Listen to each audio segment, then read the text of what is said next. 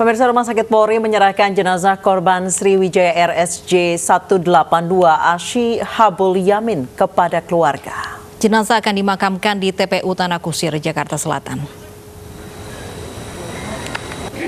Tim DVI Polri kembali menyerahkan jenazah korban Sriwijaya RSJ 182 yang telah teridentifikasi kepada pihak keluarga di Rumah Sakit Polri, Jakarta Timur. Jenazah korban bernama Asy Habul Yamin lebih dahulu diserahkan oleh tim DVI Polri kepada pihak manajemen Sriwijaya Air yang kemudian dilanjutkan dengan penyerahan dari pihak manajemen kepada pihak keluarga.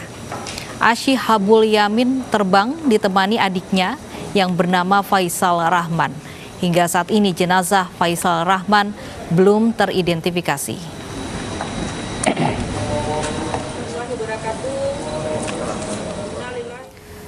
Dan untuk mengetahui perkembangan identifikasi korban kecelakaan Sriwijaya Air SJ182, kita terhubung dengan rekan kami ada Bayu Pradana di Rumah Sakit Polri, Kramat Jati, Jakarta Timur.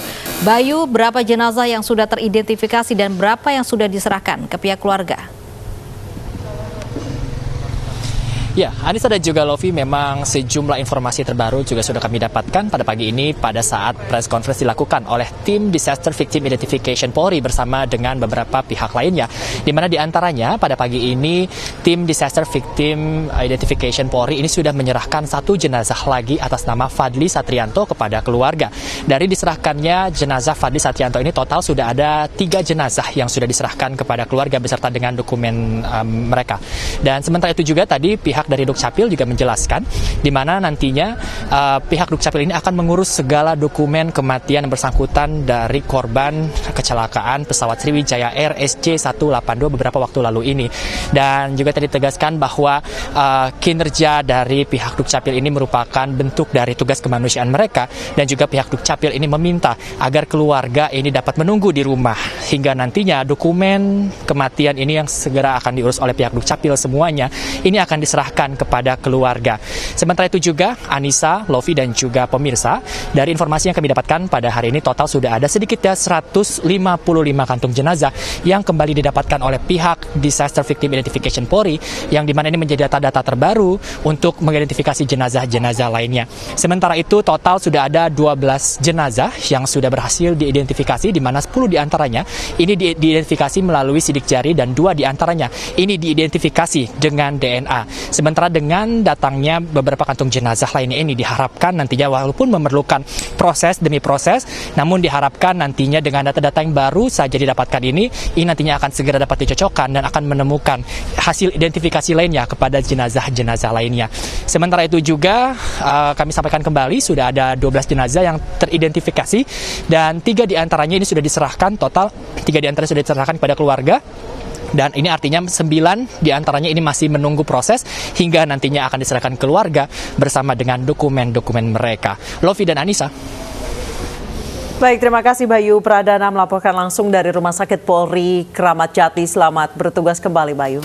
Pemirsa, proses pencarian korban kecelakaan pesawat Sriwijaya RSJ 182 masuki hari ke-7. Fokus pencarian masih pada korban, puing-puing dan CVR. Hingga kini 239 kantong jenazah diserahkan oleh tim DVI.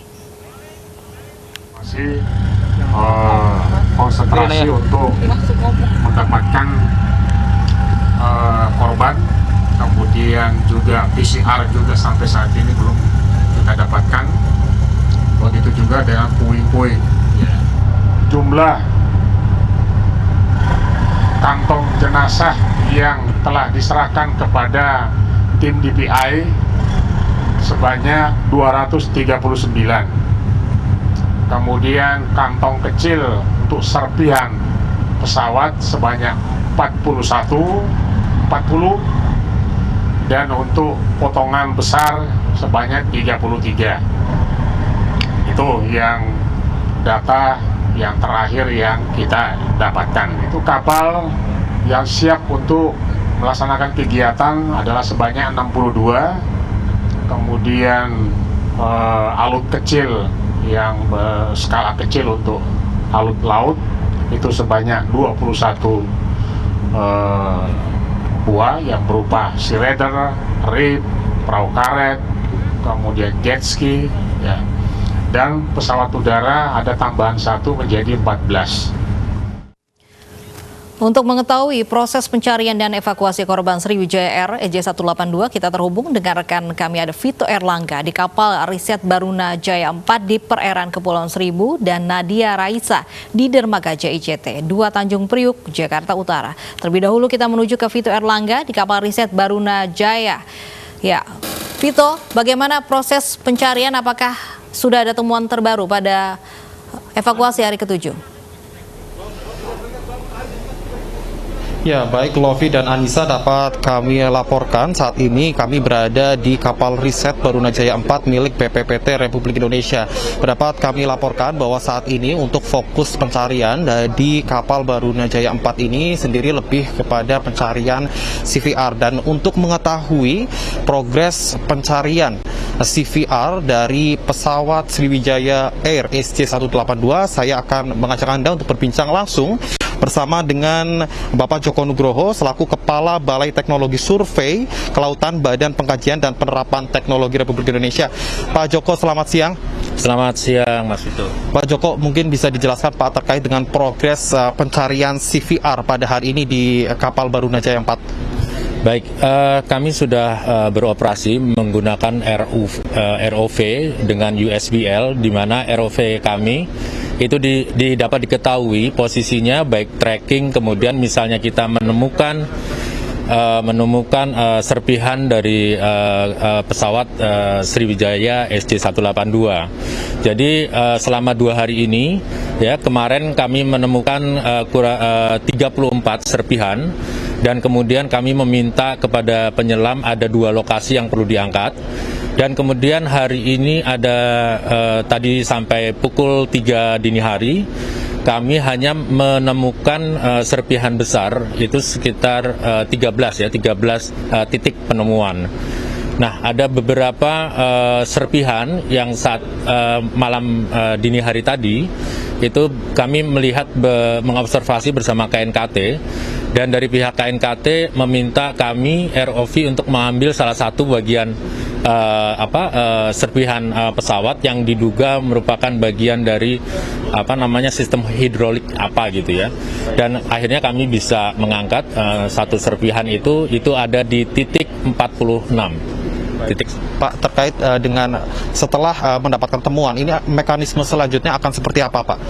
Baik, seperti yang ditugaskan kepada kami bahwa kita harus konsentrasi kepada CVR yang memang menjadi kesulitan kita, yang kita ketahui bersama bahwa CVR ini sudah tidak dilengkapi dengan beacon, ya. Jadi sudah tidak memancarkan, sehingga kami memang merencanakan pencarian dengan ROV ini dalam radius 200 x 200 meter. Kemudian dari 200 x 200 meter ini kami perkecil lagi menjadi kotak-kotak grid 20 x 20 meter. Di mana harapannya bahwa setiap kotak yang kami susuri, kita sisir, itu tidak akan terulang lagi, sehingga kami mencoba seefektif mungkin dalam pencarian setiap serpihan yang dilakukan itu, terus kotak demi kotak terus. Jadi yang kami lakukan kemarin mulai dari titik di mana FDR ditemukan, terus kami kemudian melakukan penyisiran ke arah luar.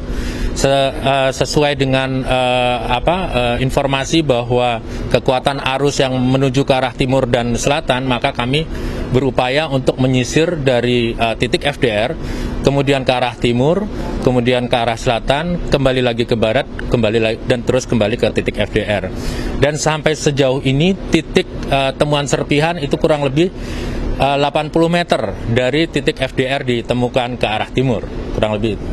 Baik, terima kasih atas waktunya Pak Joko Nugroho. Tentu kami bersama masyarakat Indonesia terus menanti perkembangan penemuan CVR agar bisa terungkap terkait dengan terjadinya jatuhnya pesawat Sriwijaya Air SJ182. Selanjutnya akan ada laporan dari rekan kami Nadia Raisa di JICT 2 Tanjung Priok. Silakan Nadia. Ya Vito, terima kasih. Hingga saat ini belum ada temuan baru yang dibawa ke pos terpadu JICT 2 tempat saya melaporkan.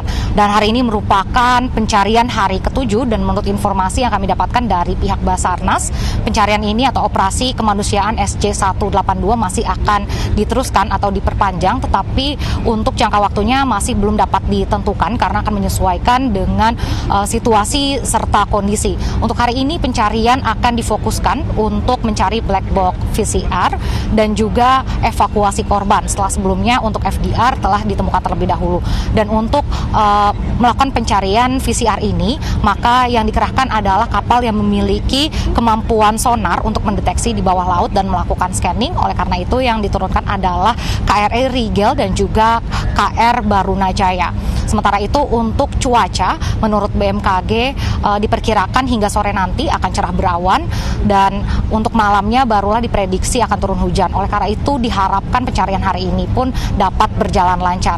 Dan untuk pencarian dari unsur udara atau pantauan udara melibatkan 14 alutsista udara dan juga pencarian diperlebar hingga ke pesisir pantai karena adanya kemungkinan terbawa arus. Sementara itu untuk di area permukaan air juga pencarian diperluas jika sebelumnya hanya di Pulau Laki dan juga Pulau Lancang.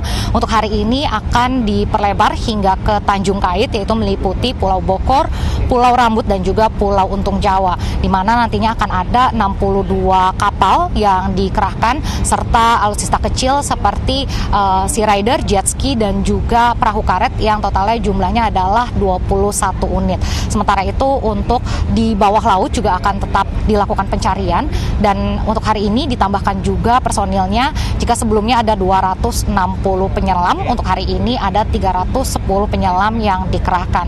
Dan hingga hari ini total penemuan ada 239 kantong, di mana terdiri dari 98 kantong berupa body part, lalu juga ada 40 kantong serpihan kecil pesawat dan sisanya adalah 33 kantong potongan besar pesawat.